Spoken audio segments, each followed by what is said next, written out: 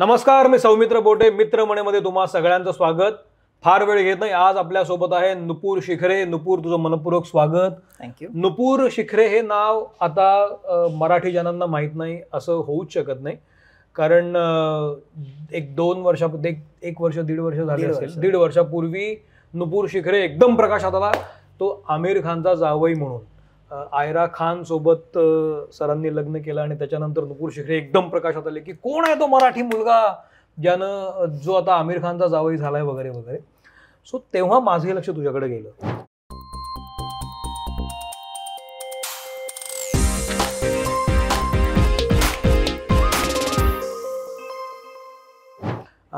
त्यानंतर मी तुझ्याशी बोलायला का आलोय मी सांगेनच, पण त्यापूर्वी तुझं स्वागत.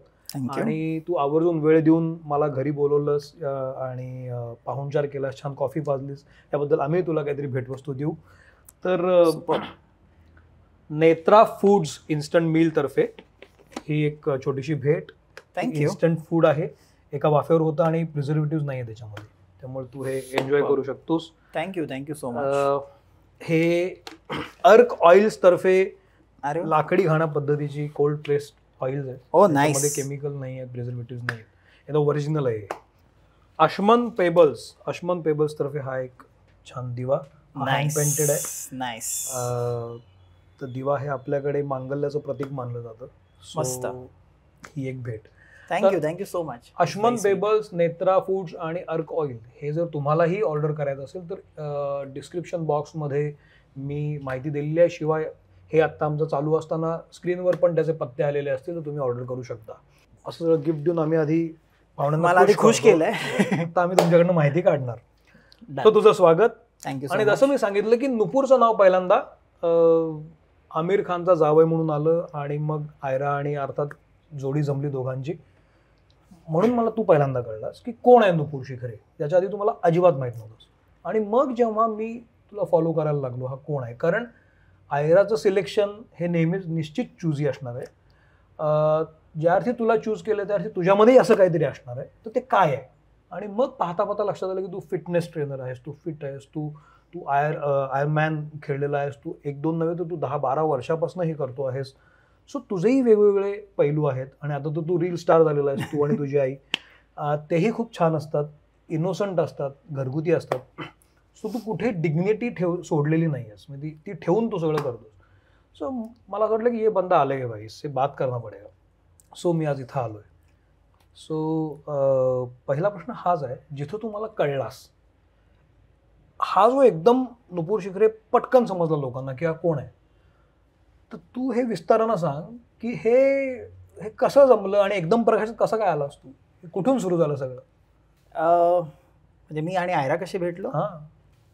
सो मी एक फिटनेस ट्रेनर आहे. मी आता सध्या कोणाला सांगायचं झालं तर मी युजली मला कळत नाही की काय बोलावं पटकन, कारण मी शक्यतो माझं प्रोफेशन आणि हे त्याच्याबद्दल जास्त बोलायला जात नाही. बट कोणी विचारलं तर माय वन लाईनर आत्ता सध्या असं आहे की मी am a fitness trainer by profession and a runner and a triathlete by passion.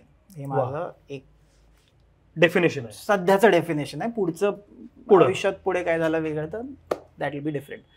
So मी 2007 पासून ॲज अ फिटनेस ट्रेनर काम करतो आहे. पर्सनल ट्रेनिंग मी फ्रीलान्सिंग करतो. तर 2013च्या आसपास मला आमिर खानला ट्रेन करायचा चान्स मिळाला. सो 6 महिन्यासाठी मी त्याला एका प्रोजेक्टवरती ट्रेन करत होतो. आणि ते झाल्यावरती ते प्रोजेक्ट झालं, देन आय वॉज बॅक. माझं आपलं आयुष्य, ट्रेनिंग वगैरे सगळं सुरू होतं. 2015मध्ये साधारण मला परत त्यांच्या ऑफिसमधनं कॉल आला. तर मला वाटलं परत काही प्रोजेक्ट असेल किंवा ट्रेनिंगसाठी असेल. तर तेव्हा भेटले, तेव्हा बोलले की माझ्या मुलीसाठी मी ट्रेनर बघतोय. अरे वा. सो 2015 पासून मी आयराला ट्रेन करायला लागलो. So I used to train her earlier. आणि 2015 ते साधारण 2020 पर्यंत ट्रेनिंग ऑन अँड ऑफ. मग ती शिकायला गेली होती तेव्हा ऑनलाईन कधी कधी व्हायचं, पण ऑन अँड ऑफ होतं, बट कॉन्स्टंट एक सुरू होतं. 19-20च्या आसपास we kind of became friends. आणि 2019च्या एंडला साधारण तिने एक प्रोजेक्ट केला होता, तिने एक प्ले केला होता ज्याच्यामध्ये मी त्यांच्या काही ॲक्टर्सना ट्रेन करत होतो किंवा बॅकस्टेज तिला थोडी हेल्प करत होतो. त्यावेळेस मग then we became closer friends and then we started dating. आमचं प्रॉपर 2020ला पण खूपच वेळ घेतला सुरू म्हणजे झाला. 15ला ट्रेनिंग तुमची ओळख झाली असावी, 15 ते 20 म्हणजे ऑलमोस्ट 5 वर्ष घेतली. हा म्हणजे त्याच्या आधी ती लहान होती. आमच्यामध्ये 12.5 वर्षाचा फरक आहे. सो ते मुद्दामून नाही असा तो वेळ वगैरे घेऊन मी काही केलं नाहीये, बट ते झालं ऑर्गॅनिकली झालं बिकॉज ती शी हॅड हर लाईफ, माझं आयुष्य वेगळं सुरू होतं. सो ते कधी झालं नाही. ऑब्व्हियसली ते थोडं ट्रिकी पण स्पेस होती ना, कारण I use to train her father आणि मग थोडं प्रोफेशनलिझम, मग एक रिस्पॉन्सिबिलिटी असते वगैरे. सो ऑर्गॅनिकली गोष्टी झाल्यावरती इट वॉज फाईन. आणि मग 2020मध्ये मग आम्ही डेट करायला लागलो. मग आम्ही लॉकडाऊन झाला. मग लॉकडाऊनमध्ये ती तिच्या घरी, मी माझ्या घरी, आई आणि मी दादरला आम्ही होतो. दादरला राहायचा आधी? मी दादरला राहायचो. सो तिकडे वी वर लॉक्ड आमच्या घरामध्ये. मग त्यावेळेस ऑनलाईन डेट्स, मग रात्रभर जागून ती तिच्या लॅपटॉपवर, मी माझ्या लॅपटॉपवरती एकच मूव्ही एकत्र सुरू करून रात्रभर बघणं. मग तिने तिच्या घरी कॉफी, मी माझ्या घरी कॉफी, अशा डेट्स वगैरे आम्ही केल्या. आणि लॉकडाऊन लिफ्ट झाला, पहिला जो लॉकडाऊन लिफ्ट झाला, कारण पहिला लॉकडाऊन खूप स्ट्रिक्ट होता, खूपच होता म्हणजे. आणि त्यावेळेस घाबरलो पण होतं सगळे. आणि त्यातनं मी आणि आई एकटेच, कारण एक 6-7 महिन्यापूर्वी बाबा गेले होते, त्यामुळं मी जास्त अजून काळजीपूर्वक होतो की नाही ह्या बबल मधनं मी, because it's only 2 of us. So तो खूप स्ट्रिक्ट होता लॉकडाऊन. मग तो लिफ्ट झाला तेव्हा, I don't know if you remember, तो पॅचेसमध्ये लिफ्ट झाला. आधी त्यांनी रनर्स आणि सायकलिस्ट आणि ते अलाव केले लोकांना एक्सरसाइज. ते झाल्या मी धावत मग इकडे यायचो, सुटला पळत. धावत इकडे यायचो, भेटायचो, धावत जायचो. मग थोडं गोष्टी इज आउट झाल्यावरती then we started proper dating. आणि मग तेव्हापासून आयरा बरोबर आय थिंक पहिला from the word go it was की हे सिरियस आहे, this is what it is. And आम्हा दोघांना we felt like we want to give this a serious. सासरी बोलचं काय म्हणणं होतं? त्यांनी सिलेक्ट केला होता. जेव्हा पहिल्यांदा मी डेट करायला लागलो तेव्हा त्यांचं असं व्हायचं ना की हा बताओ भाई तुम लोग का कैसे क्या हुआ, अभी आगे क्या करणे. तेव्हा मी म्हणलं की तुम्हीच म्हणला म्हणून. तू असं खरंच म्हणाला होतं? तर मजेत म्हणलं होतं मी. बट तसं झालं. पण घरच्यांचं काहीच नाही, कारण त्यांचे घरचे सगळेच, मी माझ्या आईला पण सांगत असतो की मला त्यांच्या फॅमिली बरोबर एवढा कम्फर्ट आहे सगळ्यांबरोबर. म्हणजे मी आयराची आई, मी I would like to believe मी खूप क्लोज आहे तिच्याशी. बाबा आहेत, मग बाकीची फॅमिली, जुनैद झाला, बाकी सगळेजण खूप कम्फर्ट फील करतो मी स्वतः. आई पण आय थिंक खूप त्यांच्याबरोबर खूप कम्फर्टेबल झाली आहे. त्यामुळं असं कधी नव्हतंच की यांना काय वाटेल किंवा काय वाटणार नाही. पहिल्यापासून आय थिंक ते सगळ्यांनाच असं एक माहिती होतं की हां हे दिस इज सिरियस, दिस इज, हे असे फालतूगिरी काही नाही करणार. या सगळ्यामध्ये आपण नेमकं काय करतोय आणि त्यामुळे काय होणार आहे याचा तुला अंदाज होता? म्हणजे कारण तू यापूर्वी एकदम शेलमध्ये होता, सोशली कुठं फार माहीत नव्हतास कोणाला, त्यामुळे जे एक्सपोजर मिळतं आपल्याला ते पचवणं सोपं गेलं का? म्हणजे एक अंदाज असतोच ऑब्व्हियसली, कारण डेटिंगच्या आधीसुद्धा किंवा जेव्हा केव्हा मी कोणाला कधी अशा मोठ्या पर्सनॅलिटीला ट्रेन केलं आहे किंवा त्यांच्या आसपास राहिलो आहे, तो साधारण अंदाज असतो की म्हणजे कशी पर्सनॅलिटी आहे, लोक कसे यांच्याकडे बघतात, आणि ते थोडं स्टारडम जे आपण म्हणतो त्याचा होता. पण हे एवढं आउट ऑफ प्रपोर्शन जाईल याचा डेफिनेटली नव्हता, कारण पहिली वेळ आहे, मला काहीच एवढा अंदाजा नव्हता.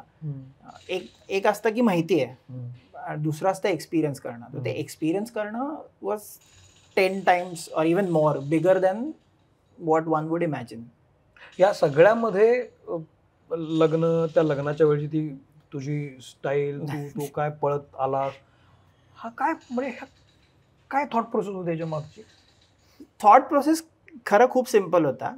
म्हणजे मला हे बारात आणि याचं एवढं फॅसिनेशन नाहीये. तर जेव्हा आमची बोलणी सुरू होती लग्नाची, डिस्कशन सुरू होतं, तेव्हा असं झालं की बारातचं काय करायचं वगैरे. तर म्हटलं मला ते काही करायचं नाहीये. आणि ते सायनिंग होतं. आमचं मेन लग्न उदयपूरला झालं. तर सायनिंग आम्ही 3 जानेवारीला डेट ठेवली आहे, कारण आम्ही 3 जानेवारीला आम्ही एकमेकांना डेट करायला लागलो. सो आम्हाला सायनिंग 3 जानेवारीला करायचं होतं, कारण आम्हाला ऑफिशियल डेट ती हवी आहे. सो त्या दिवशी सायनिंग होतं आमचं. मग लग्न पण आम्ही काय केलं माहिती आहे, तिला आणि मला ज्या गोष्टी करायला आवडतात त्या एकत्र केल्या. तिला आणि मला जे लोक आम्हाला आवडतात त्यांना एकत्र केलं आणि आम्ही सगळ्यांनी पार्टी केली. म्हणजे त्याच्यामध्ये असं काही रिच्युअल्स किंवा त्याच्यामध्ये ह्या गोष्टी करायच्यात वगैरे असं नाही केलं. जे आवडतं ते केलं. तर सायनिंग च्या दिवशी बारातचं काय करायचं वगैरे हा विषय झाला. तर म्हटलं मला असं काही नाही आहे. वेनसडे होता. म्हटलं मी धावत येईन, बिकॉज जेव्हा लॉकडाऊनमध्ये हे सगळं चाललं होतं तेव्हा एक असा थॉट होता की मला तुझ्यापर्यंत पोचायला काही गरज नाही, मी बास आहे, आय एम इनफ. त्यामुळे मी धावत जायचो.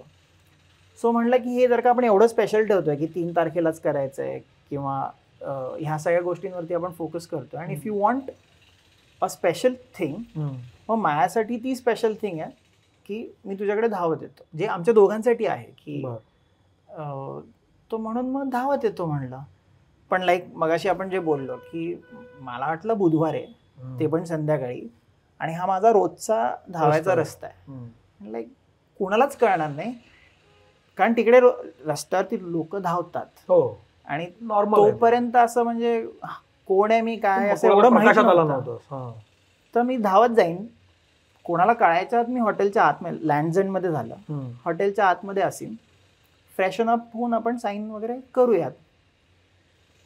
पण तसं नाही झालं, कारण त्या लोकांना म्हणजे सगळ्या मीडियाच्या लोकांना जे लग्नाच्या आधी जे 2-3 इव्हेंट्स झाले त्यातली 2 गोष्टी माझ्या घरी झाल्या. मी आणि आई आधी सांताक्रूजला, दादर नंतर आम्ही सांताक्रूजला शिफ्ट झालो, तिकडे झाल्या. तर त्यावेळेस त्यांना माझं घर कळालं कुठे, आणि त्यांनी घराच्या खालती स्वतः पाक केलं. त्यांना 2 रात्र म्हणजे कधी घरातनं बाहेर गेले मीडियाची लोक होती. मग तसं झाल्यावरती मी धावायला सुरू करायच्या आधी आयराला फोन केला, म्हटलं की लिसन असं असं आहे आणि मीडियाची लोक खालती आहेत. मग मी सकाळपासून 3-4 गाड्या पाठवल्या घरातनं की मित्रांना गाडीत बसून पाठव, आईला गाडीत बसून पाठव. मला वाटलं जातील, कारण आता सगळेच गेले. लिटरली मी आणि माझा एक बेस्ट फ्रेंड जो आहे, आम्ही दोघंच घरात होतो आमच्या. आणि तो खालती जाऊन बघून आला, तो म्हणून नुपूर अजून येत. मग मी आर्याला फोन केला, म्हटलं लिसन असं असं आहे, हे थोडंसं जर का फॉलो केलं तर थोडं आउट ऑफ प्रपोर्शन जाईल, तर काय करूयात. ती म्हणली की आपण ठरवूया ना, आपण करूयात. म्हटलं आर यू शुअर. म्हणलं, ती म्हणली तुला प्रॉब्लेम आहे का. म्हटलं मला काहीच प्रॉब्लेम नाही, कारण माझे बाबा नाही आहेत आमिर खान, माझ्यावरती काही येणार नाहीये. It should not reflect bad on his name. Correct. But like I said, घरचे पण सगळे कॅज्युअल होते, आणि आयरा म्हणली की आपण आपलं साठी करतो ना, विल डू इट. तर मग मी म्हटलं ठीक आहे. मग मी धावायला सुरू केलं. मग माझे 3 मित्र घरी आले, जे माझ्याबरोबर धावतात, माझ्याबरोबर ट्रेनिंग करतात, एकत्र आम्ही रेसेस करतो. आम्ही धावायला सुरू केलं, आणि मग तेव्हा हे सगळं झालं. नाउ द रिझन वाय आयरा म्हणत होती की तू धावतच आहे, कारण तिने ना ऑन द वे एक काही गोष्टी ठरवल्या होत्या. सो तिने त्या 7 किलोमीटर 7.5 किलोमीटरचा जो स्ट्रेच होता, त्याच्यामध्ये मला प्रत्येक पॉइंटला तिने कसं प्लॅकार्ड ठेवलं होतं की हे वेर आर यू. मग थोडा मग माझा मित्र ते प्लॅकार्ड घेऊन उभे होते. मग दुसरं I am waiting for you, are you there yet, hey listen we are getting married. अशा व्हेरी स्वीट, नॉट एक्झॅक्टली, पण एक स्माइली, अशा 7-8 प्लॅकार्ड मोटिवेट केलं तिने प्रत्येक ह्याच्यावरती. सो तिने हे प्लॅन केलं होतं. सो तिच्या मनात होतं की नाही मी हे प्लॅन केलंय, हे आपण असंच करूयात, जे मला सरप्राईज होतं. So it was a pleasant surprise.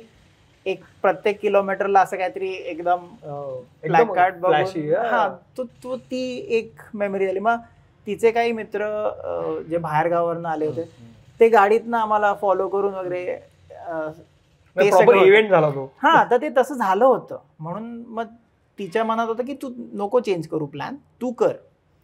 So ते झालं. अँड लाईक आय सेड ते थोडंसं आउट ऑफ प्रपोर्शन झालं. आणि मग लोकांनी तो फिटनेस ट्रेनर आहे, मग तो रनिंग प्रमोट करतोय किंवा असं हे पब्लिसिटीसाठी केलंय किंवा चुकीचा टायर. पण खरं सांग मला आता, हे सगळं झाल्यानंतर आई तर कन्व्हिन्स होती तुझे करणार आहेस, कारण ती आईला माहिती आहे सगळं.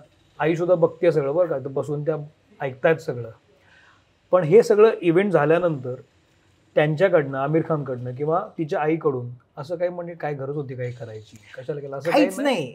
कारण अजून एक दुसरी गोष्ट ना, त्या लग्नामध्ये जेवढी लोक होती, लाईक मी मगाशी जवळचे लोक होते सगळे, जे आम्हाला वाटले की हे इम्पॉर्टंट आहेत लोक, त्यांनाच बोलवलं होतं. त्यांच्यातला कुणालाही उचललं आणि विचारलं ना हा प्रश्न, तर ते लाईक हा नुपूर ना, हा साऊंड्स नॉर्मल, हे असं आहे. त्यामुळं त्यांना पण काही असं ऑड वाटलं नाही, आम्हाला पण काही ऑड वाटलं नाही. आणि like I said earlier, this was special for us. त्याच्यापुढे काही या सगळ्यामध्ये तुम्ही जेव्हा तुमचं नाव जेव्हा खूप मोठ्या खानदानाबरोबर जोडलं जातं, जो इंटरनॅशनल स्टार असतो नवे आमिर खान, त्याच्याबरोबर जोडलं गेल्यानंतर तो एक वलय आहे, तो ऑरा आहे, कम्प्लिटली वेगळा ऑरा आहे जो सगळ्यांना घेतो आपल्यामध्ये.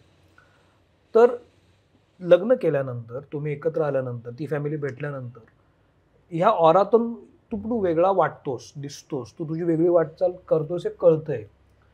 त्या ऑराचं प्रेशर आलं नाही तुला कधी? टू बी ऑनेस्ट नाही आलं. कारण याचं खूप एक सिम्पल माझ्या दृष्टिकोनातून हे आहे की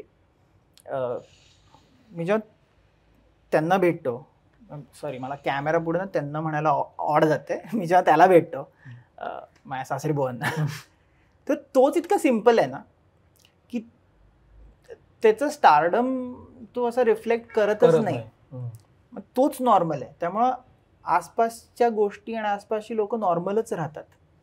हे एक खूप मोठं रिझन असू शकेल. कारण जे आपण परसिव्ह नाही करत ना, ते आपल्या वागण्यातनं पण होणार नाही, ते एक आहे. आणि दुसरा माझा एक फेवरेट, जे मी मला पण एकदा सांगितलं होतं, पहिल्यांदा आम्ही कुठून तरी आलो होतो आणि आयुष्यात पहिल्यांदा मी चॉपरमध्ये बसलो होतो. कारण आम्ही आलो ते चॉपरने आलो उतरलो, आम्ही त्या पवन हंसला उतरून आयरा, बाबा तिचे, आम्ही सगळे ते तिच्या घरी येणार होते. मला आईला भेटायला सांताक्रूजला जायचं होतं. तो म्हटलं तुम्ही जा, मी भेटून येतो. तो ओके झालं. चॉपर राईड झाली आहे, सगळं गाडीतनं वगैरे आलं आहे, सगळं झालं.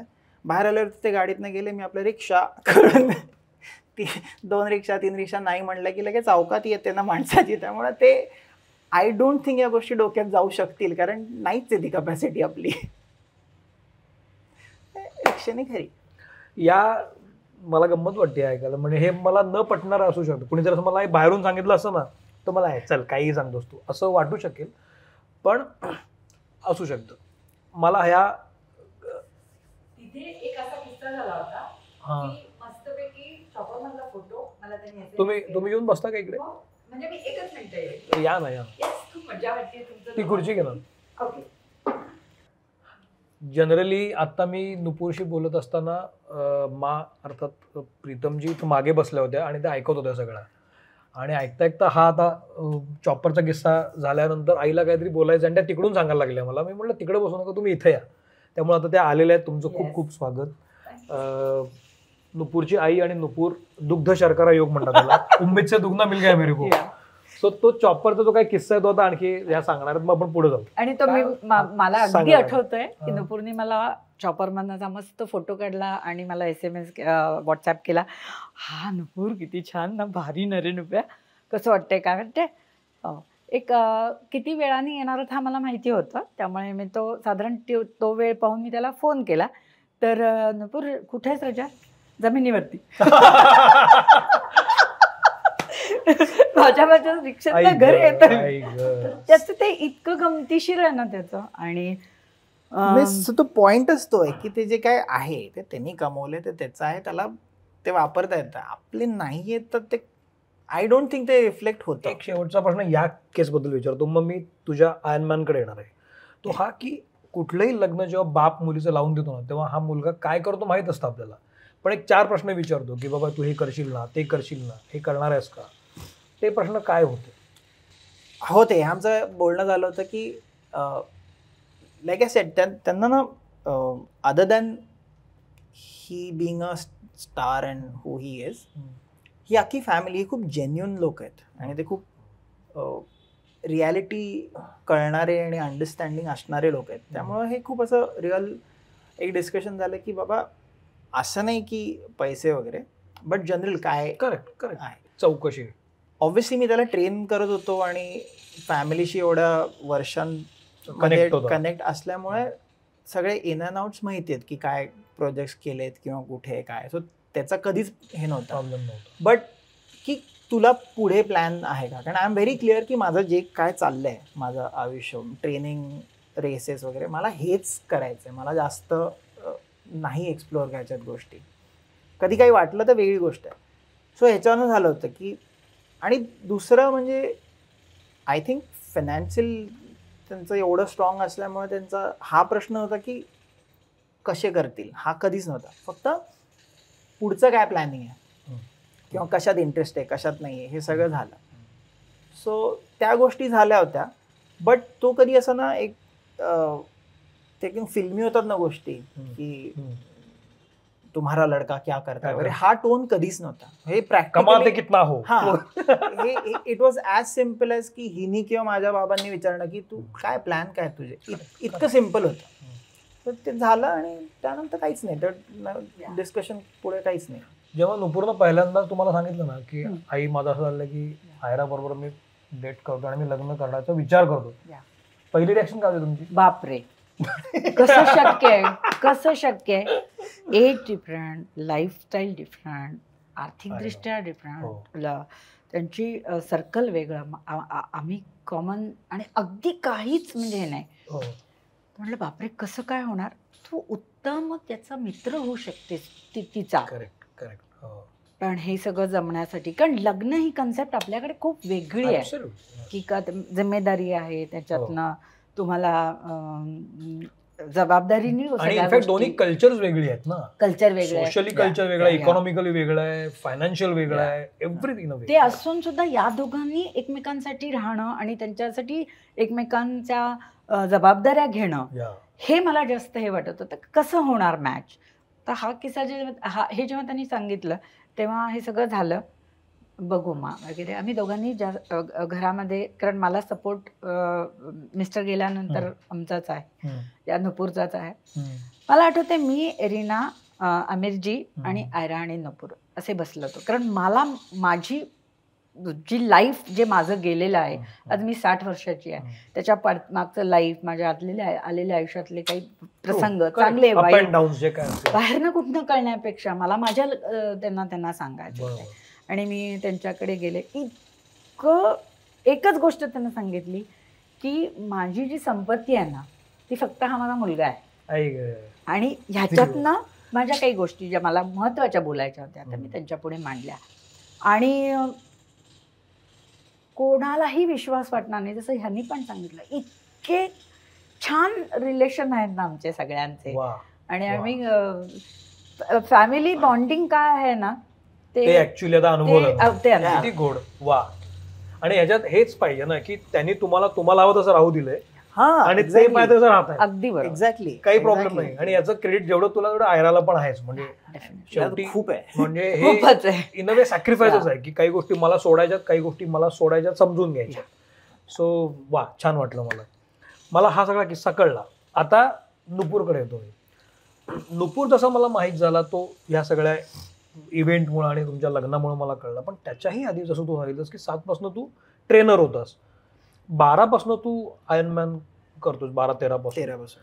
जनरली कुठली मराठी मुलं असं करत नाही. जनरली मराठी मुलं क्रिकेट जॉईन करतात, टेबल टेनिस खेळतात, किंवा असं आपल्याला माहीत असलेले गेम्स, चेस, बॅडमिंटन वगैरे वगैरे टाईप्स. हे आयर्नमॅनचं कसं काय डोक्यात शिरलं? एक आणि दुसरं मगाशी मी विचारलं की पैशाचं काय, म्हणजे हा जो सगळा घाट असतो ना, Expensive हा आहे. खूप एक्सपेन्सिव्ह आहे, तर हे भागत होतं का सगळं? सो मल्टिपल गोष्टी आहेत. मला ना समवेअर असं वाटतं की I am a sportsman at heart. मी आधी टेनिस खेळायचो आणि टेनिसमध्ये काही झालं नाही माझं, पण ते नाही झालं म्हणून माझ्यातला स्पोर्ट्समन संपला नाही. ॲक्टिव्ह फिटनेस हे सगळं आहेच आहे, पण एक कुठला तरी स्पॉर्ट मला अजूनही वाटतं की करायचं आहे, वाटायचं. सो मॅरेथॉन्स वगैरे झाल्या, हाफ मॅरेथॉन, फुल मॅरेथॉन. मग एका मित्रांनी सांगितलं की अरे आपण ट्रायथलॉन्स करू ना, आयर्नमॅन करू. सो मला नाव खूप आवडलं की आयर्नमॅन, वा. सो म्हणून आम्ही साइन अप केलं आणि हाफ आयर्नमॅन केली होती. अँड लाईक यू सेड की या सगळ्या गोष्टी खूप एक्सपेन्सिव्ह आहेत, specially from the kind of background I come from. ह्या थोड्याशा जड जाणाऱ्या गोष्टी आहेत फिनान्शियली. बट ह्याचं आन्सर पण मला स्पोर्टनेच दिलं. जे काय मागच्या वेळेसचे फेलियर्स होते मागच्या स्पोर्ट्समधले, ज्या टेनिसच्या वेळेसचे, be it efforts, be it skills, आणि टेनिस पण खूप एक फायनान्शियली खूप हेवी स्पोर्ट आहे. सो बी इट फायनान्शियल, ज्या काही चुका होत्या त्या आता मला नेक्स्ट मी जे एक कमिटमेंट घेईल त्याच्यामध्ये नाही करायच्या त्या होत्या. तर मी एका पॉईंटला एक फंड सुरू केला. एक तर म्युच्युअल फंड्स माझे सुरू केले आणि दुसरा एक फंड सुरू केला की तो फक्त माझ्या रेस फंडमध्ये असेल. सो मला आता ऑक्टोबरमध्ये सपोज रेस करायचे, तर मी ऑक्टोबरमध्ये रेस करायचे म्हणून ऑगस्टपासून खालीवर करायला नाही लागणार. मला ऑक्टोबरमध्ये रेस करायचे ना, मग मी पुढच्या वर्षीची तयारी आत्तापासून सुरू करायला लागेल. त्याप्रमाणे फंड्सचा ब्रेकडाऊन करून मी हळूहळू पैसे साठवायला लागलो. मला खूप चांगले मित्र आणि चांगली लोक आयुष्यात मिळाली ज्यांनी मला फायनान्शियली ॲडवाईस देण्यापासून, गाईड करण्यापासून खूप गोष्टी केल्या. त्यामुळे माझा एक मित्र आहे जो माझे फंड्स बघतो, 2-3 मित्र आहेत जे मला ॲडवाईस करतात. सो ते पहिल्यापासून आलंय. पण मगाशी जसं मी म्हणलं की नुसतंच एखादा स्पोर्ट करायचा आहे, इन दिस केस आयर्नमॅन करायचे म्हणजे फक्त आयर्नमॅन करायचे म्हणजे स्विम, बाईक, रन ही फक्त माझी रिस्पॉन्सिबिलिटी नाही आहे. मग त्या रेससाठी लागणारा सगळ्या गोष्टी, ट्रेनिंग, न्यूट्रिशन, तुमचं रेस रजिस्ट्रेशन, हॉटेल, फ्लाईट, सगळं ही सगळी तुझी रिस्पॉन्सिबिलिटी. म्हणजे त्याच्यामध्ये फायनान्स हा खूप मोठा एक भाग आहे आणि तो घेण्यासाठी कुठलं बाकीचं काही कॉम्प्रोमाइज होऊन नाही द्यायला पाहिजे. म्हणजे तुझं रेग्युलर लाईफ तर राहिलंच पाहिजे. हा, म्हणजे जे घरचे खर्च आहेत किंवा मग ते नाही कॉम्प्रोमाइज झालं पाहिजे. That is not unfair, that is unfair to them. आणि त्यावेळेस म्हणजे घरच्यासाठी किंवा बाबा ह्या सगळ्यांना ते सफर नाही झालं पाहिजे. सो ते मला एका स्पोर्टने शिकवलं की फंड सुरू करायचे, देन वर्षभर सेव्ह अप करायचा अँड मग रेस करायची. ती सवय साधारण 2-3 रेसपासून मला लागली, जी अजूनही चालली. म्हणजे माझा तो अजूनही फंड सुरू आहे आणि त्याच्यामध्ये पडत राहतात आणि त्याच्यातनं मी रेस करत राहतो. पण या सगळ्यामधून काय मिळतं? मज्जा. एक सॅटिस्फॅक्शन मिळतं. महागडी मज्जा असं वाटत नाही. मग काही लोकांना कसले कसले शॉक असतात आणि काही लोक करतात. पण पॅशनसाठी आय डोंट थिंक एवढे, जर का जास्त कॉम्प्रोमाइज होत नसेल तर एवढा विचार नाही करावा, हे माझं स्पष्ट मत आहे. आणि मला जेन्युअनली हा स्पोर्ट आवडतो. आयर्नमॅन. मला ट्रायथलॉन्स बेसिकली आवडतो. तुला काय याच्यामध्ये? एक तर सो आता इतक्या रेसेस केल्यानंतर ना माझं थोडंसं एक माइंड शिफ्ट झालाय की आता आयर्नमॅन लास्ट 4-5 रेसेसमध्ये असं झालंय की आता नुसतं स्पोर्ट नाही राहिलाय. आता माझ्यासाठी ते एक इयरली ट्रिप झाली आहे. कधी फॅमिली, कधी फ्रेंड्स ह्यांच्याबरोबर एक इयरली ट्रिप झाल्यासारखं झालंय. दुसरी गोष्ट, तो खूप डिमांडिंग स्पोर्ट आहे. म्हणजे 3.8 स्विम, 180 बाईक आणि 42 kilometre run is what an Ironman is, a full Ironman. So हा असा स्पोर्ट नाही की तुम्ही उद्या उठून करा, तुम्हाला ट्रेनिंग करावं लागतं. सो जेव्हा मी एका रेसला साइन अप करतो ना, that gives me a sense of goal की माझं हे आता वर्षभर ही लाईफ हे डिसिप्लिन राहील, ते मला आवडतं. मला जेन्युअनली ते एक डिसिप्लिन, ती एक कमिटमेंट एका स्पोर्टसाठी, ह्या स्पोर्टसाठी स्पेसिफिकली आवडते की रोज उठून तुझं ट्रेनिंग करायचं. सो तो एक लॉंग टर्म गोल राहतो मला एका सेट. ह्याच्यामुळे थोडं फायनान्स पण इन चेक, डिसिप्लिन होतं. तसे मी खूप फालतू खर्च करतो, पण त्यातल्या त्यात की नाही, इम्पॉर्टंट गोष्टींसाठी पैसे सेव्ह कर, किंवा इम्पॉर्टंट गोष्टींसाठी टाइम सेव्ह कर, इम्पॉर्टंट गोष्टीसाठी कमिटमेंट दे. हे वर्षभर राहतं, तो एक चेक राहतो. आणि फिरायला आवडतं, त्यामुळं ह्या रेसेस ज्या डेस्टिनेशन्समध्ये होतात त्या खूप मस्त असतात, सिनिक असतात. त्यामुळे ती एक एक्साइटमेंट असते की आता कुठला देश बघायचा, आता कुठल्या, भारी आहे. म्हणजे ट्रिप पण झाली आणि रेस पण झाली. सो ह्या सगळ्यासाठी मला आता हा स्पोर्ट जास्त आवडायला लागला, स्पेशली इन लास्ट 4-5 इयर्स. नुपूर आधीपासून असाच होता. म्हणजे त्याच्याशी बोलल्यानंतर किंवा बोलताना मला असं जाणवत होतं की तो सॉर्टेड आहे. म्हणजे मला हे करायचं होतं, पण मला याच्यामध्ये फेल्युअर झाली, ओके, पण मला हेच करायचं आहे, म्हणजे स्पोर्ट्सच करायचं आहे. हा नेहमी हा करतो, पण मी डेडिकेटेडली करतो. ह्याला एक थॉट प्रोसेस लागते तुमची. बरोबर. तर हा नुपूर असाच होता आधीपासून की नंतर झाला तसं? एक 2 गोष्टी बोलीन मी, की आयर्नमॅनचं जेव्हा त्यांनी ट्रेनिंग करायला सुरुवात केली तेव्हा त्याला शिस्तीत राहावं लागलं, हे पहिलं त्यांनी स्वतःहून सांगितलं. पण मला माहिती आहे, म्हणजे मी पाहिलेलं आहे की तो जुहू बीचवरती एक काही ठराविक पैसे घेऊन ना, काय म्हणतात त्याला, वर्कशॉप्स घ्यायचा. आणि त्या वर्कशॉपमधनं जे पैसे मिळतील ना ते त्याला त्या ह्याच्यामध्ये करायचा. म्हणजे इतक्या कमी पैशामध्ये तो वर्कशॉप आठवतो.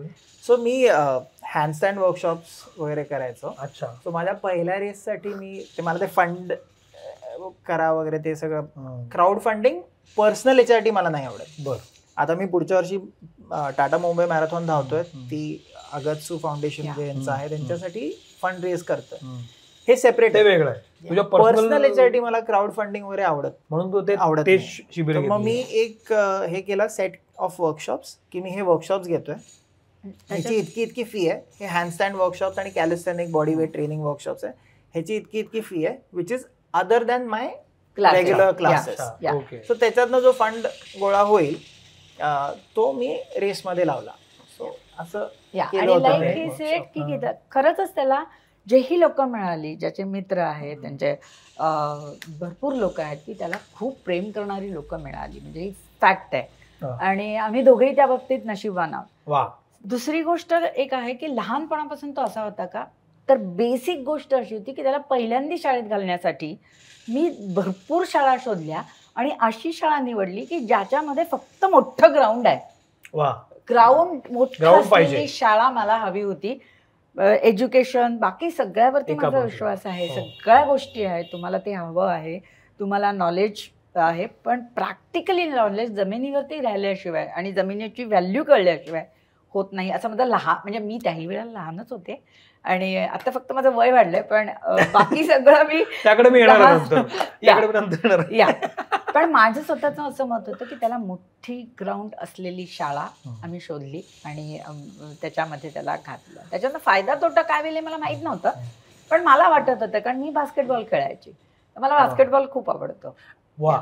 यामध्ये एका मुलाखतीत बोलताना तू असं बोलला पण आहेस की 2022 पासून तुझा अप्रोच बदलला त्या मॅरेथॉन ह्याच्याकडे बघायचा, ट्रायथलॉनकडे बघायचा.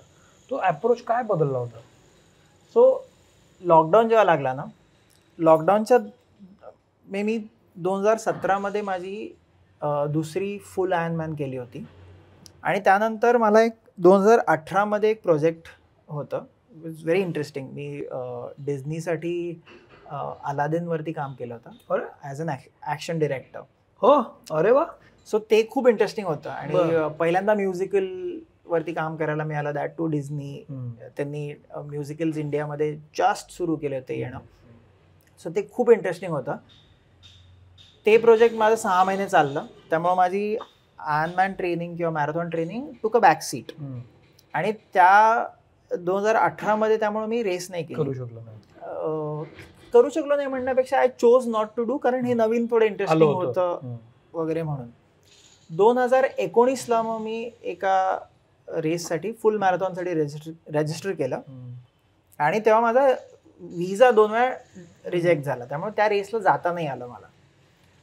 मग म्हटलं ठीक आहे, आता 2020ला आय वॉज खूप असा टेम्पटेड होतो की आता रेस करायची आहे मला, कारण हे लास्ट 2 वर्ष नाही झाली आणि लॉकडाऊन झाला. सो तेव्हा मला असं झालं की यार, जेव्हा तुझ्या हातात होत्या तेव्हा तू नाही केलं आणि आता तुला माहित नाही की आता पुढे करायला मिळेल नाही मिळेल. जसं आपण मगाशी बोललो, पहिले 2 आठवडे लॉकडाऊनचे काहीच कळत नव्हतं. असं वाटत होतं की आता ह्याच्या पुढे कसं होईल, ट्रॅव्हल वगैरे तर कसं होईल माहितीच नव्हतं, घराच्या बाहेर पडणं अवघड होतं. मला तर असं वाटलं होतं की एक 15 दिवस गॅप होईल होईल बरं सुटेल. पण मग जशा गोष्टी होत गेल्या आणि त्यावेळेस इफ यू रिमेंबर ट्रॅव्हल खूप डिफिकल्ट होतं, तेव्हा असं तो विचारायला यार तुझ्या हातात होत्या तू केला नाही, आता तुला करायचं पण तुला काहीच ऑप्शन नाही. त्यामुळे पुढचे 2 वर्ष परत त्याच्यात गेले. मग लॉकडाऊन लिफ्ट झाल्यावरती फर्स्ट थॉट होता की यार मला ट्रॅव्हल करायला आवडतं, मला हे असं एका जागेत अडकल्यासारखं जे घरात झालं होतं सगळ्यांना, म्हणून पळत सुटलास ना तू. ते तो थॉट प्रोसेस बदलला. यार मला जे फ्रीडम होतं, जे सगळ्यांनाच त्यांच्या पद्धतीमध्ये एक एपिफनी सारखं झालं मोमेंट आला सगळ्यांमध्ये की यार मला ना हे करायचं. तसा माझ्या आयुष्यामध्ये तो मोमेंट होता की यार मला ट्रॅव्हल करायला आणि मला माझा स्पोर्ट करायला खूप आवडतं, परस्यू करायचं. ते मी बोललो होतो की 2022 मध्ये माझी रेस झाली, जी मी लॉकडाऊन नंतर पहिली केली इटलीमध्ये. ती रेसचं जसं मगाशी बोललो त्याचं ऑब्जेक्टिव्ह नुसतं स्पोर्ट नव्हतं. It was travel, it was freedom, it was the freedom of following a discipline. ते सगळं झालं आणि त्याच रेसला मी आयराला प्रपोज पण केलं फिनिश लाईनला. त्यामुळे त्यानंतर असं झालं, आता प्रत्येक रेसला आम्ही एकत्र जातो. मग ही लोक कधी कधी येतात. मागच्या रेसला ही आयराची आई सगळे होते. मग पुढची रेस परत काही मित्रांबरोबर आम्ही साइन अप केली आहे. ह्या सगळ्या रेसला किती खर्च येतो साधारण? सो अंदाज पंचे एक्सपेन्सिव्ह आहे. आता रेस रजिस्ट्रेशनच जर का बघायचं झालं तर डिपेंडिंग ऑन कुठल्या रिजनमध्ये आपण घेतोय, 60 ते 75,000 मध्ये रेस रजिस्ट्रेशन फक्त. ओके. त्यानंतर तुमचं फ्लाईटचे वेगळे, राहायचे वेगळे, खाण्यापिण्याचे वेगळे. आता फ्लाईटमध्ये असं आहे की तुम्ही आणि राहण्यामध्ये असं आहे की तुम्ही कितपत तुमच्यानुसार आहे, तुम्हाला किती परवडतं त्यानुसार. आम्ही त्यातलं त्यात मी तरी ही अगेन पहिल्यापासून सवय लागली की लवकरात लवकर फ्लाईट्स बुक करणं, कारण आता माहिती आहे मला पुढच्या रेसची माझी डेट फिक्स आहे. सो त्या पद्धतीने आम्ही करतो. पण आहे त्या गोष्टी. या सगळ्यामध्ये हे आयर्नमॅन खेळणं का सोपं नाही रे. एवढं सगळं करत तू दिवस कसा करतोस? म्हणजे तू तुझं काम कधी करतोस, तू फिटनेस ट्रेनर म्हणून कधी काम करत असतोस, तुझे व्यक्तिगत गरजा कधी म्हणजे मज्जा कधी करत असतोस, ह्याला कधी वेळ काढतोस, कसं करतोस? टाइम टेबल तुझं काय असतं? आहे आता होतं, कारण माझं तुझा दिवस काय पहाटे 2ला वगैरे सुरू होतो? माझा दिवस 5ला सुरू होतो. मी सकाळी on a good day, not every day, most of the days मला 4:45ला 4:45ला उठायला आणि मग माझी कॉफी बनवायला आणि मला जरा बसायला आवडतं. सो माझा फर्स्ट ट्रेनिंग सुरू होतं 6ला. त्याच्या आधी मला माझा वेळ लागतो. तुझा वेळ लागतो. सो सकाळी 6 ते साधारण 11:30-12च्या आसपास माझे सकाळचे ट्रेनिंग्स होतात आणि संध्याकाळी 4 पासून 6:30-7 पर्यंत ट्रेनिंग्स होतात. मी आता एक गेल्या 5-6 वर्षामध्ये थोडे लिमिटेड ट्रेनिंग्सच घेतो, त्याच्यावरतीच फोकस करतो. अँड बाय गॉड्स ग्रेस हेच जे क्लायंट आहेत ते वर्षानुवर्ष इव्हन थ्रू द लॉकडाऊन निवडक करतो पण चोख करतो. हा, गर्दी नको दर्दी हवे असं म्हणायला हरकत नाही, कारण तेच क्लायंट राहिलेत माझ्या बरोबर. सो ते आहे. आणि ह्याच्यातनं दुपारचा वेळ मला युजली मिळतो आणि संध्याकाळचा वेळ मला मिळतो. ह्याच्यामध्ये मी छोटे छोटे ट्रेनिंग सेशन जे असतात ह्याच्यामध्ये मी उडवतो. म्हणजे रनिंग, शॉर्ट रन, शॉर्ट करतोस. हा, म्हणजे बाईक इनडोअर ट्रेनरवरती आणि रनिंग ट्रेडमिलवरती वगैरे. संध्याकाळी मिळालं तर संध्याकाळी बाहेर रन्सला वगैरे जातो. आणि कधी कधी 6चं जेव्हा ट्रेनिंग नसतं, कधी कधी सकाळी 7:30 हा, तेव्हा मग मी सकाळी माझी रन वगैरे आटपून घेतो. आटपतोस. So तसं केलं प्लॅनिंग. माझ्या मनात खूप सारे प्रश्न आहेत, कारण तुझं प्लॅटरच इतकं आहे ना की म्हणजे फिटनेस ट्रेनर म्हणूनच मला पुढचे 4 तास बोलायला आवडेल, पण खूप जास्त गोष्टी आहेत, अनेकांना माहित नसेल. तुम्हाला काय सांगायचं? हा, मला असं सांगायचं की ह्या सगळ्या पेशंटमध्ये फॅमिलीची त्याला खूप, म्हणजे स्पेशली आयराची खूप मदत होते. एक तर तिने याला ते ट्रेनर म्हणजे त्याला बर्थडेला गिफ्ट म्हणा किंवा सगळ्यांकडनं नुपूरला द्यायची इच्छा आहे कोणाला तरी गिफ्ट, काहीतरी देऊ नका, आम्ही कसं ठरवलंय ते आम्ही घेतला. आणि त्यामुळे झालं काय, सायकलिंग जेव्हा त्याला घरी करायला तो स्टँड मिळाला ना, त्यामुळे तो स्टँड झाला. अरे वा, टाकला त्याने खतरनाक, 1 नंबर. याचा रील काढूया रे. ऍक्च्युली दॅट वॉज स्पेशल की आय थिंक पोर्चुगलच्या आधी 2023ला मी सायकलिंगला बाहेर गेलो होतो आणि एका बाईक राईडवरती मी पडलो. तर मी आता बाहेर जेव्हा जातो तेव्हा एक 6-7 वर्षापूर्वी, स्पेशली लॉकडाऊनच्या आधी, मी थोडासा डेअरडेव्हिलिश होतो, जायचो सायकल वगैरे घेऊन. आता ते होत नाही माझ्याकडनं. आता मी एक बॅकअप कार घेऊनच बाहेर जातो. तर मी पडलो सायकलवरनं, बॅकअप कार होती म्हणून त्यांनी मला लगेच प्रोटेक्ट केला. पण ते झाल्यावरती असं झालं की नाही, ट्रेनर एक घरी पाहिजे, कारण अगेन खूप एक्सपेन्सिव्ह गोष्टी आहेत, ते हवं. आणि आयराला असं आहे की तिने जर का दिला तर ते मला आवडणार नाही वगैरे, हा सगळा विचार करून तिने एक काम केला, तुझा बर्थडे येतोय, मग तिने माझ्या सगळ्या मित्रांना गोळा केला आणि त्यांनी त्यांचं कॉन्ट्रीब्यूट करून त्यांनी मला एक ट्रेनर दिला, बाईक ट्रेनर दिला माझ्या राईडसाठी. सो त्याच्यावरती मस्त आहे, हे सॉलिड आहे. म्हणजे कुठल्याही रेस्टच्या वेळेस सायकलिंग कुठून, स्विमिंग कुठे संपणार आहे, सायकलिंग कुठे सुरू होणार आहे, हे कुठे सुरू, ती अख्खा दिवस त्याच्याबरोबर असते. इथं सुद्धा नाही, इथे ह्याची आयर्नमॅन असते डोक्यामध्ये आणि फिजिकली तिची फक्त बाय हार्ट त्याच्याबरोबर असणं हीच त्याची आयर्नमॅन असते डेफिनेटली. मला आता ऍक्च्युली जेव्हा मी इथं घरी आलो ना, तेव्हा मला आईने स्वागत केलं छानपैकी, मग हा भेटला, आयरा पण होती. मला असं लक्षात येतं की म्हणजे तुम्ही सगळे खूप छान कोझी फॅमिली आहात, पण प्रत्येकाचे वेगवेगळे विचार आहेत. आणि आयराला भेटल्यानंतर मी आता पहिल्यांदाच सांगतो ऍक्च्युली की एक वाईब येते ना तुम्हाला, शी इज व्हेरी सॉर्टेड, केअरिंग आहे पण ती सॉर्टेड आहे तिच्या विचारांबद्दल, तिला जे करायचंय. तर याचा खूप फायदा होत असेल तुला, मला वाटतं. तुमची इंडिव्हिज्युअल वेगवेगळी आयडेंटिटी आहे, तिचं फाउंडेशनचं काम चालू आहे, तुझं वेगळं चालू आहे. हाऊ इज आयरा, म्हणजे ती कशी आहे? सो आयराचं आणि माझं एक बेसिक जे काय गोष्टी इम्पॉर्टंट असतात ना आयुष्यामध्ये, त्या ज्या बेसिक फाउंडेशन आहेत त्या खूप इन सिंक आहेत. म्हणजे तिचं आणि माझे एक्झॅक्ट सेम थॉट प्रोसेस आहे about the basic things in life. जे आपण म्हणतो ना, ते 4 इम्पॉर्टंट थिंग्स, त्याच्याशिवाय तुम्ही त्या पुढे नाही जाऊ शकत. त्या इन सिंक आहेत. Other than that personality wise आम्ही खूप वेगळे आहेत. करेक्ट. एक तर एज गॅप पण आहे. दुसरी गोष्ट म्हणजे की तिला ना, ती जनरली खूप एम्पथेटिक बाय नेचर आहे आणि तिला अंडरस्टँडिंग खूप आहे. तिचे पॉडकास्ट पण फार छान असतात. तिचे पॉडकास्ट फॉलो केले, काही बघितले, खूप ओरिजिनल आणि जेन्युइन आहेत. प्युअर म्हणतो ना आपण, प्युअर. आणि मोर इम्पॉर्टंटली आता तिने शी इज ओपन अबाउट दिस की ती जे डिप्रेशन फाईट करते फॉर लास्ट 7-8 इयर्स ना, त्यामुळे तिचं हे नेचर झालंय. तिला ह्या गोष्टींचं किंवा जनरल जगाबद्दल एक एम्पॅथी आहे, मेंटल हेल्थ बद्दल आहेत. आणि त्या गोष्टींमध्ये शी इज व्हेरी सॉर्टेड की तिला ह्या एका फील्डमध्ये लोकांची हेल्प करायची, तिला ह्या फील्डमध्येच काम करायचं आणि ती करते, हेडस्ट्रॉंग आहे त्या बाबतीत करते. जे माझं बॅकग्राऊंड नाही आहे, कारण मला कम्प्लिटली वेगळं आहे. मी कम्प्लिटली लॉस्ट असतो अजूनही आहे. म्हणजे मला वाटायचं की मला थोडंफार अंडरस्टँडिंग आहे मेंटल हेल्थ बद्दल, किंवा ह्या लास्ट 5 वर्षामध्ये कळले, मी सरफेस पण नाही कळत मला.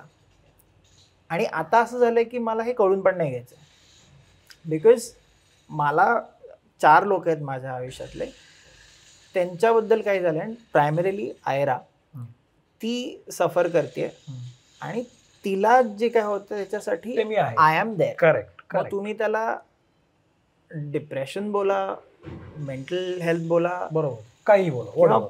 प्रशांत बोला, मला नाही फरक पडत. हे आहे, ह्याच्यावरती आपण करू. सो माझा तो एक अंडरस्टँडिंग आहे की whatever it is I am there, will deal with it. Unfortunately we होत नाही, तिलाच बिचारायला हो, डील करा, बट बरोबर. We are all here. Correct. ते कळतं.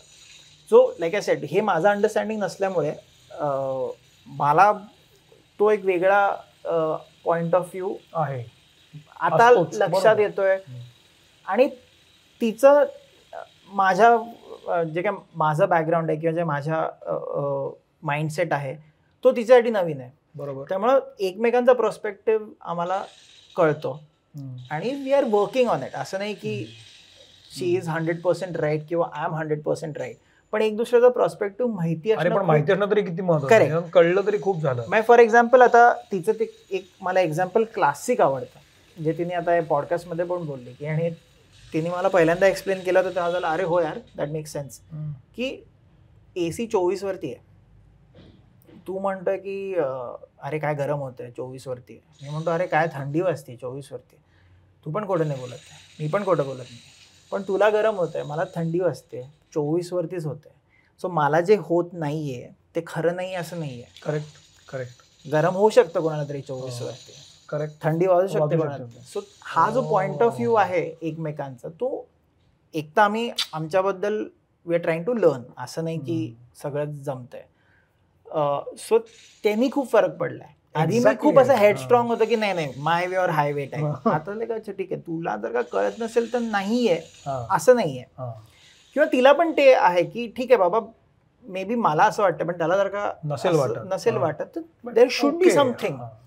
सो हे I think this is the most important thing जे आम्ही, हे म्हणजे दुसऱ्याच्या बुटात पाय घालण्यासारखंच आहे ना, की आपण समजून घेऊया की त्याला काय वाटतं नाही. या वा, मला हे खूप छान त्याच्यामध्ये वाटतं. आणखीन एक मी ऍड करू. प्लीज. सगळं लग्न बिग्न झालं, 2-4 महिन्याने लोक त्यांना विचारायला लागली की काय बदललं वगैरे. या दोघांनी लोक विचारत होते. आयरानी मस्तपैकी एक उत्तर दिलं आणि ऑब्विसली या दोघांनी मिळून बदल झाला म्हणजे आमचा निर्णय चुकला का, म्हणजे लग्नानंतर काही बदल व्हायलाच पाहिजे का? असं काही असतं का? म्हणजे बदल झाला नसेल तर काय आमचं चुकलं का, म्हणजे चुकलं का, म्हणजे ज्या अर्थी बदल झाला नाही त्या अर्थी आम्ही आहेत असंच. करेक्ट. मला ते एवढं मस्त म्हणण्यापेक्षा जनरली लोकांचं असतं तर बदल, लग्न झालं मग तुमचं अमुक अंतमुक, प्रत्येकाचं एक वेगळं हे असतं. बदल झाला म्हणजे आमचा बहुतेक निर्णय चुकला असेल. ज्या अर्थी बदल झाला नाही, किती सुंदर आहे, किती सुंदर आहे ना, मार्मिक आहे, म्हणजे जी वस्तुस्थिती आहे. करेक्ट आहे. खूप अशी एकदम सॉर्टेड, एकदम शांत, चिल आहे. It is like that. मला खूप आवडलं. तुझ्याकडे तो परत मला म्हणजे अनेकांना माहीत नसेल पण फिल्म मेकिंग पण तू केलेलं आहेस असं समजलं मला. एका मराठी सिनेमाला त्यानं एडी म्हणून पण काम केलेलं आहे. त्या सिनेमाचं नाव नको घेऊया आपण आता इथं, पण केलंय काम.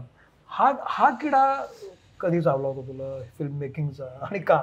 सो मी आणि माझा लहानपणापासूनचा मित्र अतुल दंडगे, पुण्याला असतो तो, आम्हा दोघांना म्हणजे माझं टेनिस वगैरे झाल्यावरती मी फक्त फिटनेससाठी जिम लावलं. त्यातनं साधारण थोडीशी बॉडी वगैरे झाल्यावरती ते 11वी-12वी मध्ये मित्र असतात ना की अरे तू तो बन जा, तू तो मॉडेल बनेगा, तू तो हे बनेगा, असं ते चढवलं आणि मी पण चढलो. तेव्हा आम्हा दोघांना ॲक्टिंगच करायची होती. मग त्याच्याकडे एक ते जुने मोठे हँडीकॅम असायचे ना लग्नात, ते व्हिडिओ वगैरे काढायला ते होते. मग आम्ही त्याच्यावरती आमच्या फिल्म्स बनवायचो. आणि ही कधीची गोष्ट आहे? साधारण केवढा होता? 99 ग्रॅज्युएशन झालं तुझं की नाही? त्याच्या अलीकडची गोष्ट आहे. 9वी-10वीच्या आसपास. फारच कोवळी स्वप्न होती. हा, म्हणजे 9वी-10वीच्या आसपास तो हँडीकॅम होता त्याच्याकडे. आय थिंक आम्ही हे शूटिंग वगैरे करायला लागलो 2003च्या आसपास. सो मी 11वी-12वी मध्ये होतो आय थिंक. तेव्हा आम्ही ते शूट वगैरे करायचो आणि त्यास एडिट वगैरे काही प्रकार माहीत नव्हतं. त्यामुळं स्टार्ट आणि पॉज माहिती होतं, त्यामुळे तेवढ्यात जे होईल ते. हा, तर आपल्या दोघांमधली फिल्म आहे, तर तुझं डायलॉग बोलणार, मी स्टॉप नाही करणार, मी पॉज करणार, हा. मग कॅमेरा तुझ्याकडे देणार, मग मी माझा डायलॉग बोलणार, मग तो पॉज करणार.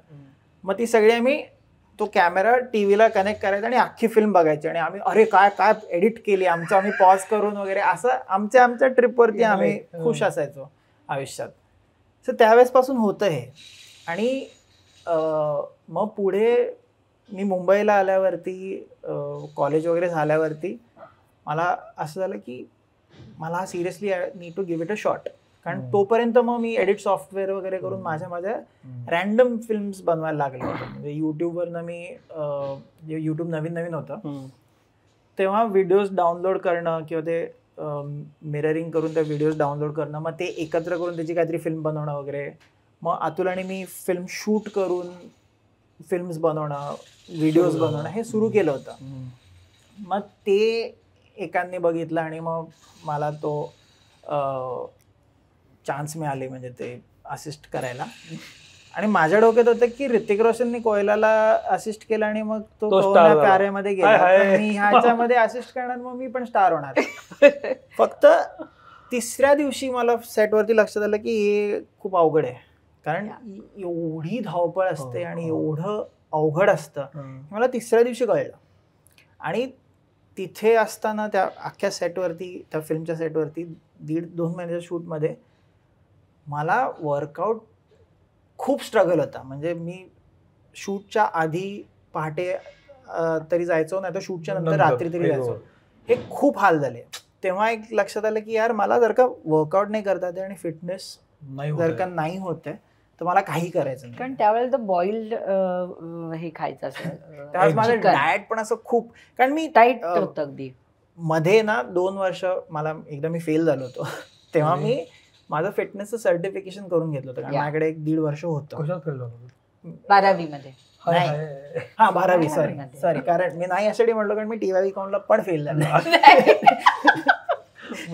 तर 12वी फेल झाल्यावरती मी तो फिटनेस सर्टिफिकेशन करून ठेवलं होतं की बघू आपण काहीतरी होईल. त्यामुळं ideally I am a certified trainer तेव्हाच झालं, तेव्हापासूनच. सो ते माझं फर्स्ट एव्हर सर्टिफिकेशन होतं.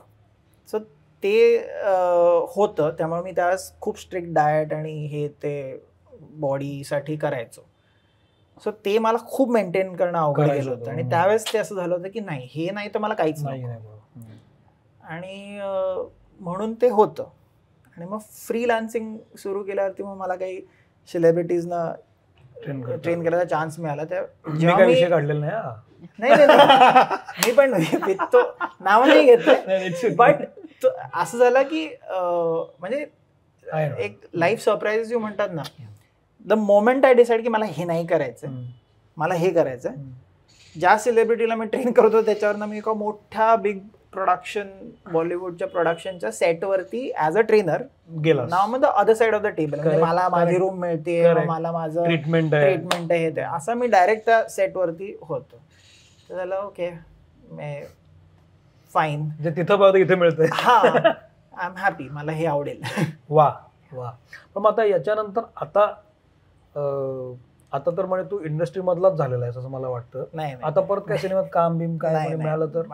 मला खरंच इंटरेस्ट नाही आता. मला लाईक आय सेड, मी मगाशी पण म्हणलं, जे एक असतं ना की फिलॉसॉफिकल नाही साऊंड करायचं, पण ते जिक्सॉ पझल असतं ना, ते प्रत्येक पीस मिळालं की ते पेंटिंग होतं त्याचं. मला आत्ता असं वाटतं की मला प्रत्येक पीस मिळालंय आणि हे पेंटिंग चांगलं आहे, मला अजिबात हलवायचं नाही. मला माझे जे ट्रेनिंग्स चाललेत, मग माझे जे क्लायंट्स आहेत, मग माझे स्वतःचं जे ट्रेनिंग चाललंय, किंवा ज्या रेसेस करायला किंवा जे काही इव्हेंट्स करायला मिळतात हे चाललंय, घरच्यांना मित्रांबरोबर जेवढा टाइम स्पेंड करता येतोय तसा मी लेडबॅक आणि रिलॅक्स्ड आहे. म्हणजे मला असं जास्त मोठमोठे ॲम्बिशन्स नाही आहेत. मला आवडतंय, हेच करायचं आहे. अनलेस काही एकदम असं वाटलं की मी आता 40ला आलं त्यामुळे मिड लाईफ क्रायसिस आले तर बघू. पण असं काही वाटत नाही, तू सारखं नाव सांगायचं, वय सांगायची काही असं एकदा शो ऑफ करणं गरजेचं आहे. पण या सगळ्यामध्ये फार ॲम्बिशियस तू नाही आहेस, हा मागं पण एकदा दोनदा उल्लेख आलाय बोलता बोलता की आमिर खानने जेव्हा तुला बोलवलं तू सांगितलंस की बाबा माझं हे विजन आहे, मी काही फार ॲम्बिशियस नाही आहे. असं का? जनरली कुठल्याही केसमध्ये आपण जेव्हा एखाद्या क्षेत्रात येतो तेव्हा आपल्याला ते टॉपला जायचं असतं, महत्वाकांक्षा असते की मग आता इथं करून जाईल, ते करून दाखवेल. अम्बिशियस का नाही असतो? माहिती आय थिंक फंडा काय? I think it's a personality trait. I think I am not very sure. But more importantly हे जे चाललंय मला ह्याच्यामध्ये खरंच जेन्युइनली मजा येते. आणि मला कुठली गोष्ट मजा येते म्हणून का करू नये हे मला नाही कळत. कारण मला मजा येते, मी करतोय. मला असं वाटतं की तो जेव्हा एखादी गोष्ट ठरवतो ना, तो 101% त्याच्यामध्ये असतो. म्हणजे आईला वेळ देणं, आयराला वेळ देणं, त्यांच्या फॅमिलीला वेळ देणं, स्वतःला वेळ देणं. त्याला जेव्हा असं लक्षात येतं की ह्या सगळ्यांना वेळ देऊन मी आतून एकदम शांत आणि छान आहे, त्यामुळे मला त्याला वाटतं की ह्या सगळ्यापेक्षा हे जास्त छान. हे माझं ऑब्झर्वेशन आहे त्याच्याकडे. आणि आई आहे म्हणजे सगळं करेक्ट आहे असं बिलकुल नाही, पण मला असं वाटतं की तो जेव्हा जेव्हा ज्या ज्या गोष्टी करतो तेव्हा तो 100% देत असावा. आणि त्याच्यातनं त्याला जे सॅटिस्फॅक्शन म्हणतो ना एखाद्या गोष्टीचं, सॅटिस्फॅक्शन म्हणजे पैसा किंवा एक असं काही नसावं. मनशांती म्हणजे आपण फिलॉसॉफीकडे नको जायला, पण एक स्वतःला आनंद मिळणं आणि रात्री कुठे पडलं तरी झोप लागणं हे त्याच्यासाठीच एक औषध आहे. ते दिवसा पण लागतो. खूप आपण आता डीप चाललोय. आता मी तुम्हाला वर आणतो परत. हे सगळं एकीकडे चालू असताना तुम्ही दोघांनी जो काही धुमाकूळ घालायला सुरुवात केलेली आहे इन्स्टावर, ते काबिले तारीफ आहे. याची 2 कारणं आहेत. एक, तुमच्यातलं बॉन्डिंग मला दिसलं. खूप दिवसानंतर इंस्टाग्राम सारख्या अशा मीडियमवर आई आणि मुलगा दिसायला लागला. एक, जिथं फक्त तरुण मुलं दिसत राहतात तिथं आई आणि मुलगा दिसायला लागला. दुसरी गोष्ट खूपच तरुण. या तरुणावरनं एक गोष्ट सांगते. मी मध्ये मध्ये जास्त बोलते. हो, मला आवडतं. आणि आता समजा हो म्हटलं तर काय करणार? नाही, नाही म्हटलं तरी काहीच करू शकत नाही, पण मी हे सांगणार. माझे एक गुरु आले होते तबल्याचे, घरी आले होते आणि आता एक 2-4 वर्षापूर्वी आले होते. आणि हाय बाय झालं, त्यांना सगळं गेट हे झालं. आम्ही खाली सोडायला गेलो होतो. प्रीतम तू नाही बदललीस. बाय बी म्हटलं. आम्ही वळालो, हात पकडल्या नूपूर म्हणतोय, अच्छा म्हणजे तू लहानपणापासूनच म्हातारी आहेस. म्हणजे असे छोटे छोटे किस्से. या सगळ्यामध्ये म्हणजे हा पहिला भाग बॉन्डिंगचा. आणि दुसरा भाग म्हणजे तुम्ही जे विनोद करताना ते फार इनोसंट असतात. म्हणजे ते सिच्युएशनली गमतीदार असतात. आता ते खूपच लोकांना आवडायला लागले. त्याला खूप सारे हिट्स मिळतात, व्ह्यूज मिळतात. हे काय तुम्ही सुरू केलं एकदा? आणि हे कुठून सुरू झालंय? हे एडिट कोण करतंय? हे शूट कोण करतंय? हे कधी करता? याचं सगळं क्रेडिट नूपूरला. अरे वा. नाही खरंच. कारण ना कट कुठे घ्यायचा आणि तो ना आधी मला काही सांगत नाही. काय शूट करायचं हे बिलकुल सांगत नाही. आपल्याला ना एक रील करायचं, हाचल ना मग कसं करायचं काय करायचं म्हणूनच सांगितलं नाही. थांब आपण नंतर करायचंय. तू असं बोल, जेवढं बोलायचंय तेवढं बोलायचंय, दॅट्स इट. ओके. म्हणजे मी एवढंच त्याला विचारते की नूपूर माझा टोन कसा तुला पाहिजे किंवा कसं बोलायचंय आपण, एवढंच विचारते. आणि आमच्या ना रीलपेक्षा जर का मागची गंमत आमच्या दोघांची जर का पाहिली तर ती आणखीन सुद्धा लोकांना आवडू शकेल. पण हे सगळं क्रेडिट नूपूरचं. काय कन्सेप्ट ठेवायची, काय पद्धतीने साधेपणाने तो ठेवायचा. साधे म्हणजे करावं असं कधी वाटलं हे आपण करूया? मला आठवतं, मी एक रील कुठेतरी बघितलं होतं आणि त्यावेळेस मी ते एक शूट केलं होतं. त्यांना कॉपी केलं मी आणि आय थिंक तेव्हा पोस्ट केलं होतं, तर मी क्रेडिट पण दिलं होतं की यांच्याकडनं केलं. सो ते टाकलं मी रील आणि ते एकदम जे काय त्यावेळेसचे फॉलो होते त्यामध्ये व्हायरल गेलं. ते मग मजा आली. मग नंतर मी काही केलं नाही. मग आय थिंक लॉकडाऊनमध्ये आम्ही जेव्हा दोघं एकत्र होतो तेव्हा काही मित्रांनी एक रील बनवलं होतं. ते त्यास बनायचे ना रील की तू काहीतरी मला बोल, मग मी कॅमेरा घेणार, मग मी बोल. So it would look like की सगळे आपापल्या घरी आहेत पण सगळे एकत्र आहेत असे ते काही कॉन्सेप्ट जोडायचे. सो त्यावेळेस मग ही आणि मी घरी असताना मी ते कभी खुशी कभी गमचं असं काहीतरी केलं होतं. आणि एक मी जिंदगी ना मिलेगी दोबाराचं माझं केलं होतं. त्याच माझे ते कॅमेरा शूटिंग आणि एडिटिंग स्किल्स कामाला आले आणि मी ते टाकले जनरल. आणि मग ते थोडे व्हायरल जायला लागले. नंतर असं झालं की जे आपले जरा रील्स जरी बघितले तरी त्यामध्ये ना घरगुती गोष्टी जास्त आहेत. अगदी. म्हणजे चप्पल घालून किचन मध्ये जाऊ नको. झाडू पासून सगळं करेक्ट. सो ह्याच गोष्टी आहेत त्या मी फक्त थोड्या ओव्हर एक्झॅजरेट करून सांगतो. सो ते व्हायरल व्हायला लागले आणि ते आवडायला लागले म्हणून. आणि मला पण तो फिल्म मेकिंगचा एक तो जो काही किडा आहे तो जायला नको म्हणून इट शुड बी अलाइव्ह म्हणून मी आपलं करायला लागलो. आता असं लक्षात आलं की हे थोडं सिरियसली म्हणजे लोक आवडतात आणि थोडं ना असे लोक भेटतात तेव्हा बोलतात वगैरे की अरे तुमचे रील्स बघतो आवडतं वगैरे. तर आता माझं याच्यात थॉट प्रोसेस हा आहे की बायको कामावरती बायको काम करते, आईला कामाला लावायचं, तिला रील स्टार बनवायचंय, म्हणजे पैसे दोन्हीकडनं माझ्याकडे येतील आणि मग मी चुपचाप माझ्या रेसेस करायला मोकळा. आता मी फक्त त्याच्यावरती काम करतो की हिला रील स्टार बनवायचं. तुम्हाला जो रिस्पॉन्स मिळत होते त्यातनं आपल्याला आणखी हुरूप येतो ना. तो विषय तुम्ही ठरवता कसे आणि आईचं डायलॉग कोण ठरवतं, आईचं एक्सप्रेशन कोण ठरवतं आणि त्यानंतर तुझं एक्सप्रेशन मध्ये लाजवाबच असतात. हे ठरवलेलं असतं का इन्स्टंट असतं, कसं असतं? तो थोडा मिक्स आहे. कधी कधी ना असं स्पॉन्टेनियसली काहीतरी वाटतं की अरे चल हे शूट करू. अँड जसं मी मगाशी बोललो तसं आम्ही थोडं ओव्हर एक्झॅजरेट करतो. बरोबर. की नुसतंच ओरडण्यापेक्षा आता कान पिळलाय आणि हे केलंय म्हणजे एवढं नाही करत कोणी, पण ते दिसायला फनी दिसतं.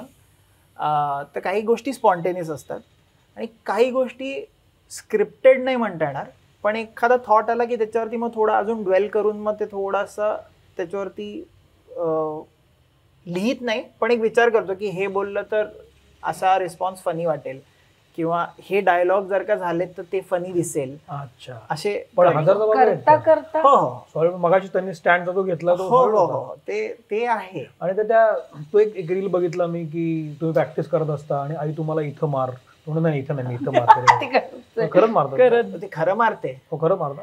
पहिले काही रील तर ती चल रील बनवूया म्हटलं की ती झाडगुडे घेऊन यायची चला. चान्स मिळतो ना एवढ्या मोठ्या मुलाला मारण्याचा चान्स मिळणार कधी. आणि आयांना थोडस तिला ती एक मिसकन्सेप्शन आहे आमच्याकडे. काय? तिला जेन्युअनली अजूनही वाटतं की तिने मला कधी लहानपणापासून मारलं नाहीये. हा तिला कदाचित मारलं आणि मारून टाकलं ह्याच्यातला फरक कळत नाही. नेहमी मला असंच म्हणतो आणि सगळ्यांना हेच सांगतो. नाही हिला सवय येता जाता ती अशी मारत वगैरे असते. आता लहान मुलाला मारलं म्हणजे कसं काय एवढं मारलं तरी त्याला मारल्यासारखंच वाटणार. त्यामुळे माझ्या मेमरीज मध्ये आहे की तिने मारलंय. ते एसी सारखं आहे. मला 24 वर्ष वाचते तिला गरम. बरं लक्षात ठेव. तसं आहे. तिला ते एकदा मला आठवतं ती किस्सा सांगते की ती मला लहानपणी म्हणते इकडे मी तुला मारते. वेडीस का इकडे ये मारते असं म्हणून कोणी येईल का. हा किस्सा तिला आठवतो. पण आता त्यांना तिला जेन्युअनली वाटतं की तिने मला कधी मारलं नाहीये. त्यामुळे आता जे रील्स बनवतात ती हात साफ करून घेते. वा मला खूप मजा येते आणि या दोघांचं बॉन्डिंग इथे खूप मस्त आहे. पण वेळ हा एक भाग आहे. शेवटच्या टप्प्याकडे येतो. तू फिटनेस ट्रेनर आहेस आणि अनायसे मला सापडला आहेस. आई पण फिट आहे तू पण फिट आहे. त्यामुळे मी शेवटचा प्रश्न विचारतो की जनरली लोकांना फिट राहायचं असतं. म्हणजे काय प्रत्येकाला बॉडीज करायची असतं असं नाही पण फिट राहिलं पाहिजे. फिटनेसची कन्सेप्ट काय आहे, कसं असायला पाहिजे? For me fitness primarily is being active. Be as active as you can. Especially active in what sense? It can be from as basic as आसपास कुठे जायचं असेल तर बाईक न काढता गाडी न काढता जाणं आणि पटकन दूध आणलंय हे आणलं ते करणं. आजकाल आपण सगळं ऑर्डर करतो. नाही बघू इथे मागे बिल्डिंगचं काम चालू आहे त्याचा मशीनचा आवाज आहे तो अवॉइड करता येत नाहीये. तुम्ही जरा प्लीज समजून घ्या. हां सो ॲक्टिव्ह म्हणजे साधारण basic day to day life मधल्या गोष्टींमध्ये ॲक्टिव्ह असल्यापासून एखादा स्पोर्ट पिकअप करणं किंवा एखादी ॲक्टिव्हिटी करणं स्वतःसाठी एक at least half an hour 40 minutes 2 किंवा 3 दिवस मिनिमम 6-7 दिवस केलं नथिंग लाईक इट पण 2 किंवा 3 दिवस in a week 30 to 40 minutes स्वतःसाठी देणं. स्वतःच्या हेल्थसाठी फिजिकल हेल्थसाठी मेंटल हेल्थसाठी देणं हे खूप इम्पॉर्टंट आहे. हे झालं बेसिक. ह्याच्यावरनं तुमच्या आवडीप्रमाणे आणि तुमच्या लायकिंग प्रमाणे तुम्हाला काय किती बिल्ड करायचं ते करा. जिम करायचं जिम करा, फुटबॉल खेळायचं फुटबॉल खेळा, तुम्हाला कुठला दुसरा स्पॉट आवडतो, चालायला चालायला जायचंय, आवडतं. धावायला जायचंय, स्विमिंगला जायचंय, काय करायचं ते करा. पण ही एक activity, something that helps you work on you only not बाहेर ना, बट इंटरनली, हे खूप इम्पॉर्टंट आहे. सो माझ्यासाठी फिटनेस इज दॅट. तो तुमचा तो क्वेश्चन जेवढा स्ट्रॉंग तेवढे तुम्ही फिट. माझ्या फिटनेसची कल्पना अशी आहे हा, की काय? बेल वाजली की पटकीने स्वतः उठायचं आणि जायचं. फॅन बंद करायचं असेल तर प्लीज कोणाला तरी फोन फॅन बंद करायला वगैरे नाही, सांगायचं नाही. उठायचं, हा मग स्वतः जायचं आणि स्वतः बंद करायचं. स्वतः उठायचं. म्हणजे ती इच्छा जेव्हा होते ना हा, तेव्हाच तुम्ही फिट असता. किती सिंपल, क्वाईट इम्पॉर्टंट. भारी आहे. वा. तर असा फिटनेस तुमचा कायम राहू दे. मला खूप आवडलं तुमच्या दोघांशी बोलून. हा एपिसोड कसा वाटला मला जरूर सांगा. खूप बोलण्यासारखं आहे मला माहिती आहे. विशेषतः नुपूरशी बोलताना फिटनेसबद्दल काहीच नाही असं अनेकांना वाटू शकतं. काय खायचं, काय प्यायचं, कधी झोपायचं, पण तो विषय आजचा नव्हता. नुपूर शेखरे कोण आहे हे लोकांना कळावं आणि मला कळावं, बेसिकली हा विषय होता. आता आई पण कळली. तर तुम्हाला खूप शुभेच्छा. मी इथं थांबतो. हा एपिसोड कसा वाटला मला जरूर सांगा. हे दोघंही सोशल मीडियावर आहेत, हिट आहेत, त्यामुळं तुम्ही यांच्यापर्यंत कमेंट्स पोहोचवू शकता. मी तर सोशल मीडियावर आहेच. आणि आपलं जे वाक्य आहे की चांगली माणसं जोडली जाणं महत्त्वाचं आहे, त्यामुळे ही 2 छान माणसं आणि आयरा, ही 3 छान माणसं आज आपल्याशी जोडली गेली. त्यामुळे मला छान वाटतंय. Thank you very much. थँक्यू. भले ते घडो. थांबतो. थँक्यू.